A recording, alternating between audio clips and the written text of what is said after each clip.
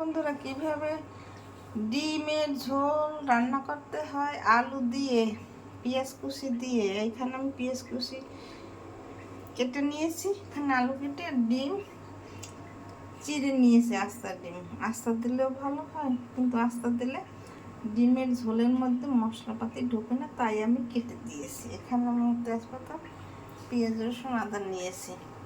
আমি অন্যভাবে ডিমের ঝোল রান্না করব। এখানে ফ্রাই প্যান দিয়ে দিয়েছি, চুলা ধরিয়ে দিলাম।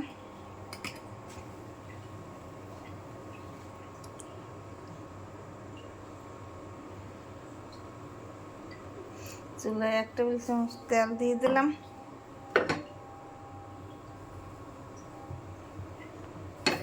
আলু আর ডিম ভেজে নেব। 2 মিনিট পর ফিরে আসছি। 2 মিনিট পর ফিরে আসছি। ডিম আলু ভাজা দিয়ে দিছি। ডিম আলু ভাজা হয়ে গেছে।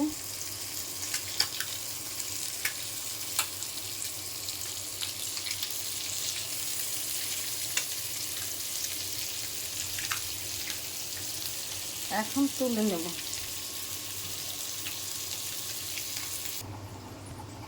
আর একটা কড়াই দিয়ে দিছি। কড়াইতে 1 চামচ তেল দিয়ে দিলাম। কড়াই গরম হয়ে গেছে। পেঁয়াজ কুচি দিয়ে দিলাম।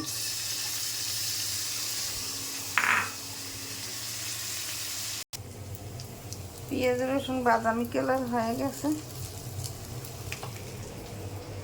এখানে হালকা একটু পেঁয়াজ বাটা, রসুন বাটা আর আদা বাটা দিয়ে দিলাম, আর একটা তেজপাতা।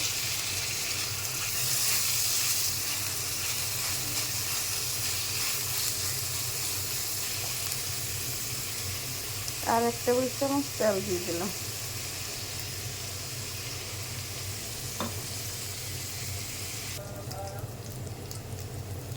পেঁয়াজ রসুন আদা ভাজা ভাজা হয়ে গেছে। এখন অল্প একটু জল দিয়ে দিলাম।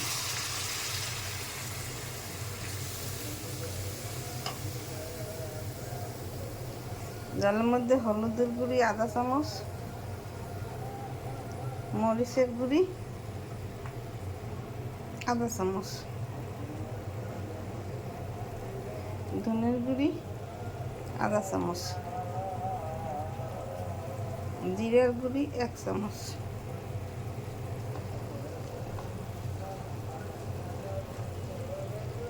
গোলমরিচের গুঁড়ি 1 চিমটি।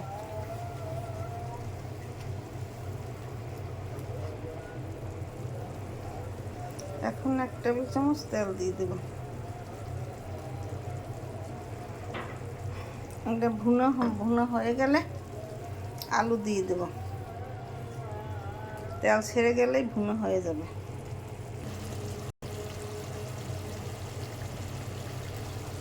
মশলার গায়ে তেল ছেড়ে গেছে, লবণ দিয়েছি, পরে দেখানো হয় না।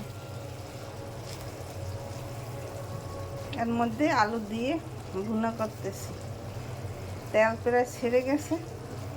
একটু পরেই আমি জল দিয়ে দেব পরিমাণ মতো।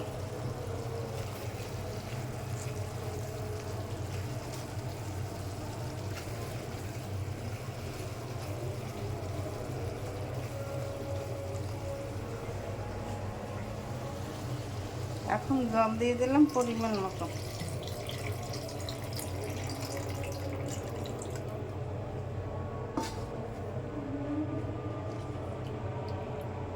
ঢাকনা দিয়ে ঢেকে দেব। আর কয়েকটা কাঁচামরিচ ভেঙে দিলাম, স্বাদের জন্য, স্বাদ ভালো হয়। ডিম একটু পরে দিয়ে দেব। ঢাকনা দিয়ে ঢেকে দিলাম। ডিম দিয়ে দিয়েছি, আলু সেদ্ধ হয়ে গেছে। একটু পরেই নামিয়ে নেব। আমার ডিমের ঝোল আলু দিয়ে তৈরি হয়ে গেছে। এরকম আপনারা ঘরে ডিম আলু রান্না করে খেয়ে দেখবেন, খেতে অনেক সুস্বাদু লাগবে।